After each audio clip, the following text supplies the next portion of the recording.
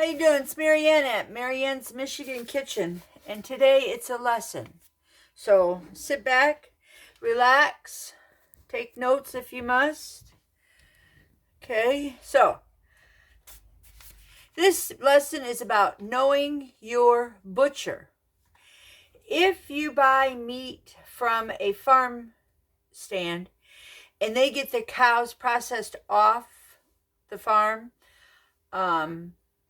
and it's another butcher that you never encounter, he's just another man that butchers the meat, you're going to get screwed up. Now, if you know your butcher and you know what to expect from them, then you're going to get the right meat. So, here is a package of beef chuck steaks. There's 2 in here, $14. And here is a beef chuck steak that I got at a farm market. Good quality meat, both black Angus. So there's nothing wrong with the beef. It's the person that's cutting it. They thought this was a chuck steak. This is a thin chuck roast. And the reason is because on the chuck part of the meat, this steak up here that they call a steak, which is really just a 7-blade chuck roast, it's up in here in the cow. And the chuck eye steaks, that's a big difference. This says chuck eye, this just says chuck steak. The chuck eye, you only get 2 per side, maybe 3 per side, which is really close to the prime rib. So this is why I didn't really realize the difference until I started finding out that once I went to this farm market and got some beef there, and the flavor is good. It's just a tough cut of meat if you're not cooking it right. And I'm going to cut it all off the bone, cut it up into pieces, and I'm going to make butter garlic beef pieces. Okay, so now here is a beautiful chuck steak. This just looks like a little mini ribeye, doesn't it? Yep. And here's the other one. And I got this at Yoder's Meats. And if I went to All Clear to Clearwater Meats, I'm sure Tim would give me the exact same cut of steak.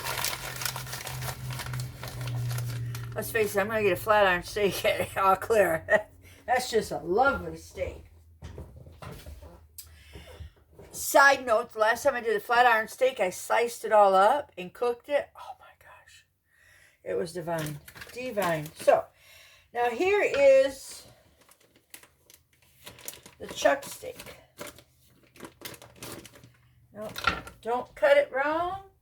Cut your finger.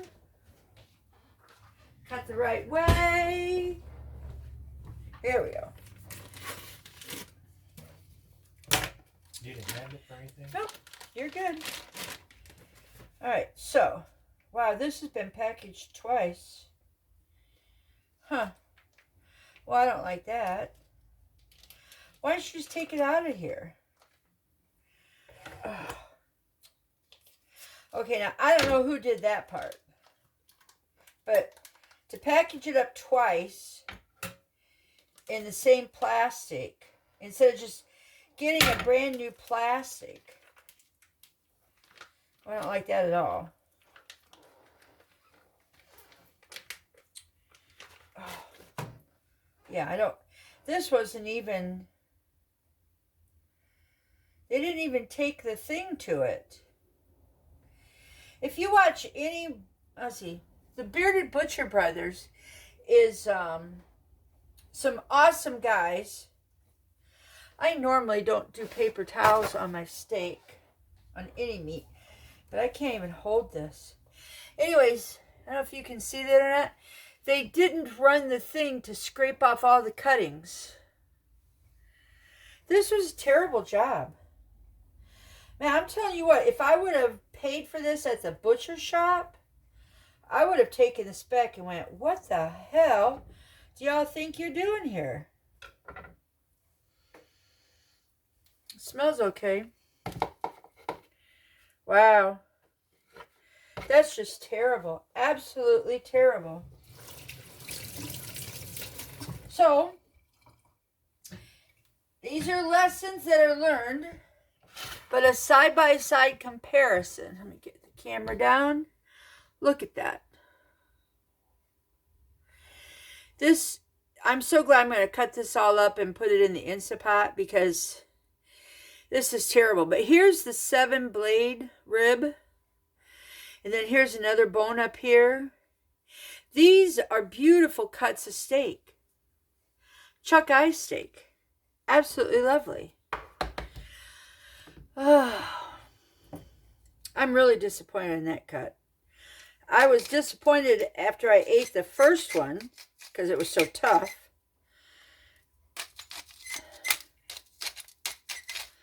But we'll cook this one all up. That's just a terrible piece of meat. Black Angus. Somebody ruined a Black Angus piece of meat. That just irritates me.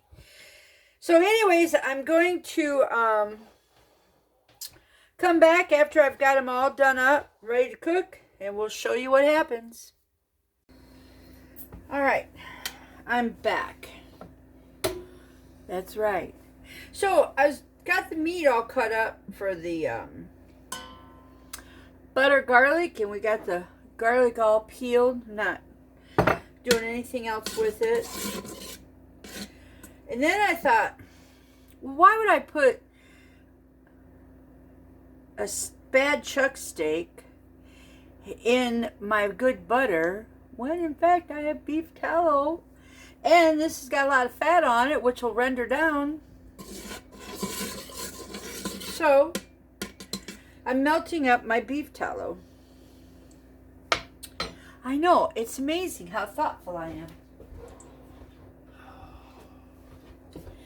Sometimes you just got to think ahead. Now, here's some meat on this bone that will just melt off. And then I got this other bone, the big long bone that had meat on it.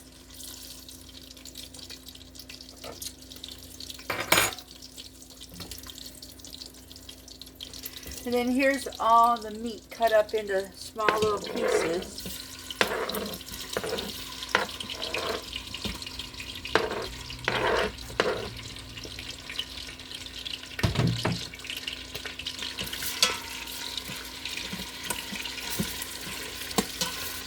There we go. Now I only had my Instant Pot on saute because I wanted to melt the garlic, or the beef tallow. Now I'm going to put in all my garlic. And I'm going to turn that off. And then I'm going to put the lid on.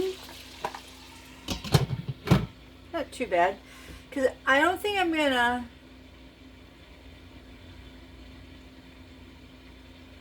I think I'm just going to do slow cooking. 3 hours. And we'll see what comes of it. There we go. And when that's done, we'll be back because I'm not going to cook these other steaks till later. But I do have to get potatoes done up, but not right now. And Mike is just itching to get his hands on this guy again. He just loves this little peeler. It has a little safety mechanism thing on it. Look at that. Isn't that just adorable? And I'm telling you what, this wooden handle is absolutely perfect. Your hand doesn't get tired or hurt because the old ones had metal, like sharp edges of metal. But this one here is really nice, curved, smooth wood. It's really, I think they built it right. It's by Full Circle. Like I said, it was a $12 vegetable peeler, but we got it for half price. So I think we did pretty good. Yeah, yeah. So Mike's going to be peeling sweet potatoes.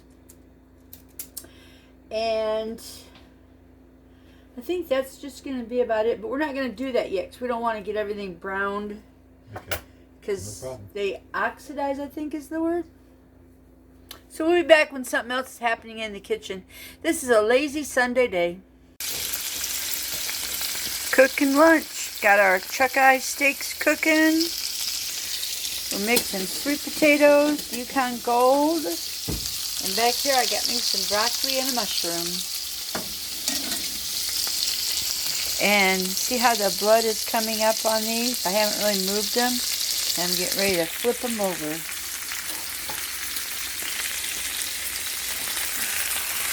Wow. Wow. And I had a little bit of extra oil in this pan, which was beef tallow. So I put it over in this pan. So these beefs are cooking in beef tallow. Man, that looks nice. You got it. Thank you. Let's see. Hey everybody, it's Marianne. Marianne's Michigan Kitchen. Welcome back. Today's a Monday. I don't know what day you'll be watching this, but my day is Monday. And it's one of those days where you've got to find something to cook for lunch, which is our main course for the day. And yet, everything just sounds too much. So, I did a video yesterday showcasing some chuck steaks and the difference between them. And the one that was really not a chuck steak was a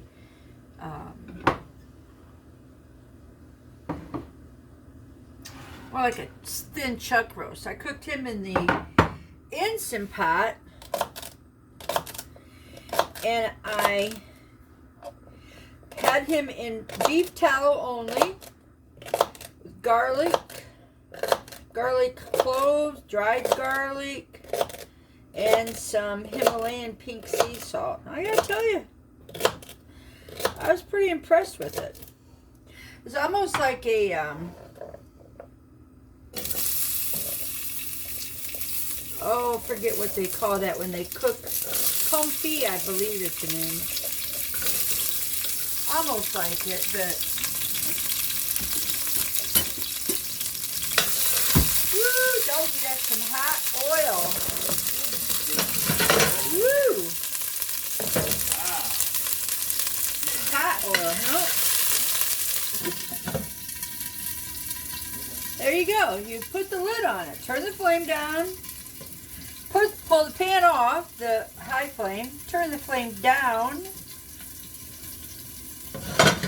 Put the lid on it. Makes it pretty easy. Yeah. Try not to panic when you're cooking. So when you panic when you're cooking, that's when stuff can go awry. There we go. Still a high flame. What I want to do is I have some orzo, my beef bouillon, I have the beef, I have some leftover sweet potatoes and Yukon Gold potatoes. Okay. And I'm just sauteing up some celery.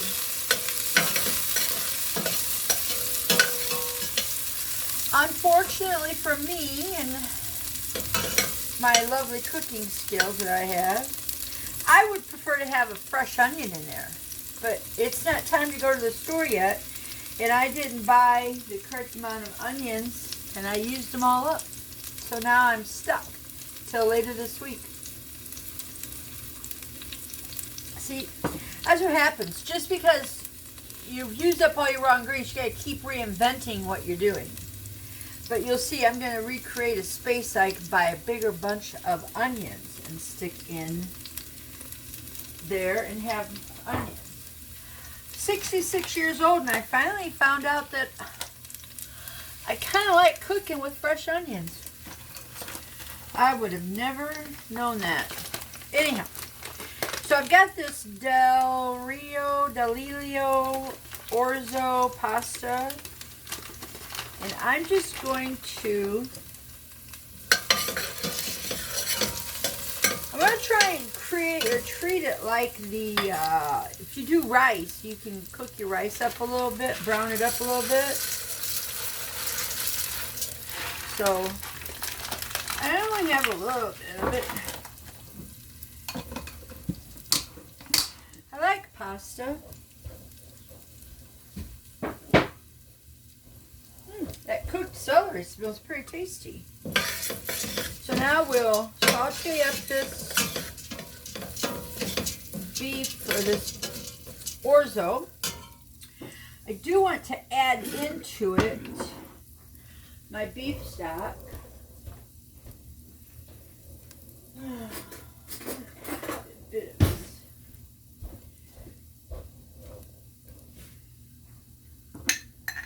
Beef stock in there. Then I'm going to put some water in.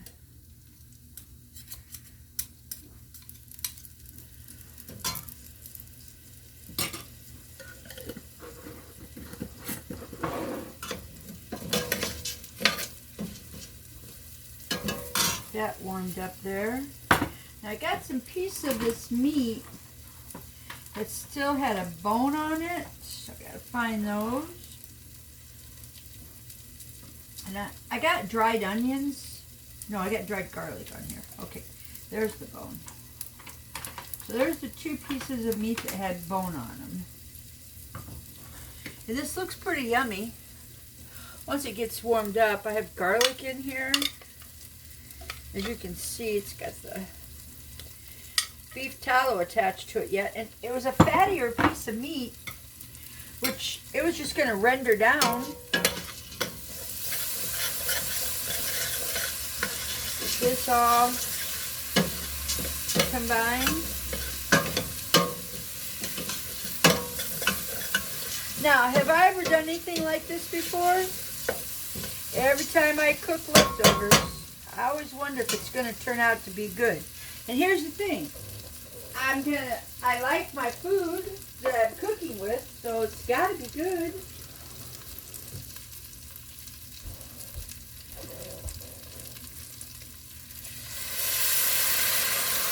Why would you cook any food that you didn't like? Now, you know, Mike and I are known to have tried something and went, no, that's not very good. Case in point, the ham and puff pastry I just made, ham and cheese puff pastry, we ate it the first time, it was great. The second time, because I didn't cook it long enough. And the second time we're like, this just doesn't taste good. And I had warmed it up and everything. But we just knew it didn't taste good, so we didn't eat it. Unfortunately, it went in the trash. But a lesson was learned when you're going to make your own puff pastry that you have got to cook it. And maybe not make them as big. It was a big one. The video will be coming out. The video will be out before this video. All right. So can y'all see this? I got celery, orzo, and beef broth in here. And now I'm going to put in this beef.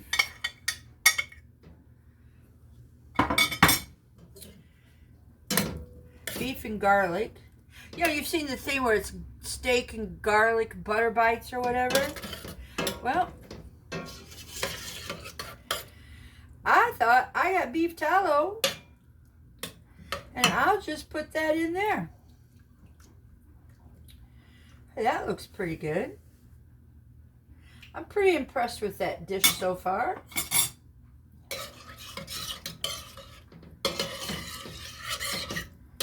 Wow, I could stop right here.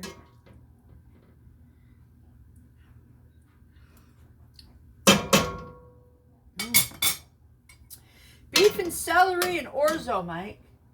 Good. Yeah. That's pretty amazing, isn't it?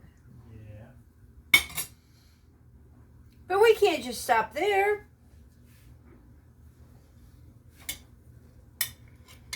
Gotta put our potatoes in.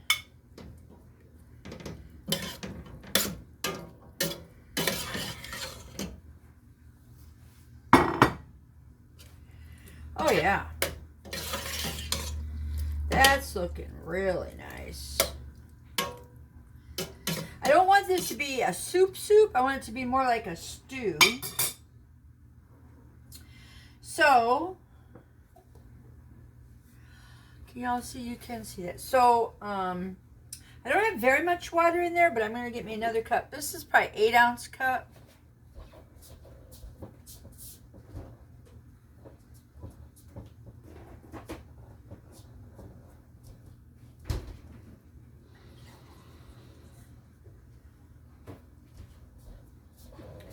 I have another cup here.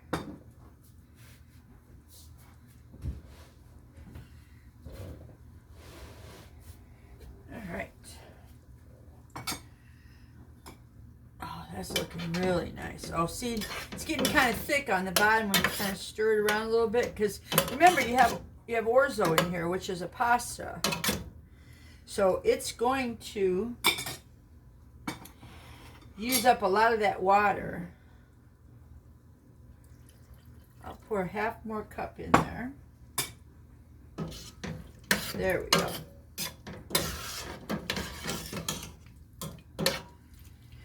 You know, I was thinking I might add in some peas and corn in this, but I might just add corn because the celery is green. You know, I've never really understood how they always said that you need to cook with your eye, eat with your eyes first or whatever, but should be you got to cook with your eyes.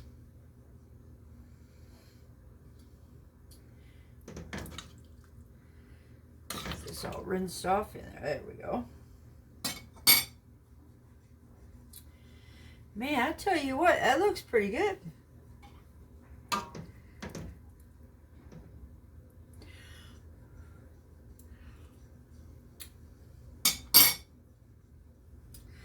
Yeah.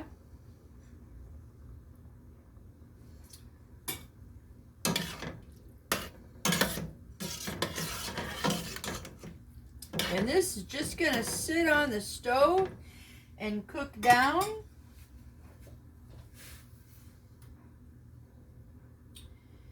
And this is the bone.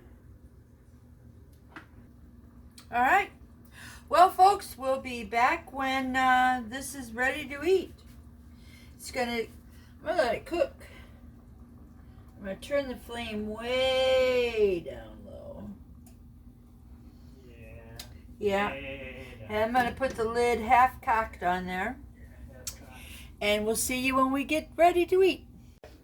Thank you. Okay, I've had this done, and it's been sitting here with the lid on for the last 20 minutes or so. As you can see, I put in about 5 cherry tomatoes, and this is ready to go. This is so good. So the next thing I'll be showing is us having it in our bowl, and I believe it's normal. We're going to put on some sour cream because we love sour cream. Man, that is so good. All right.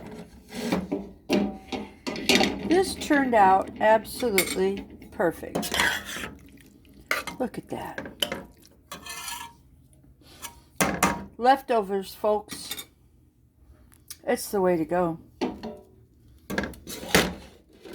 Till lunch. Stay warm, fella.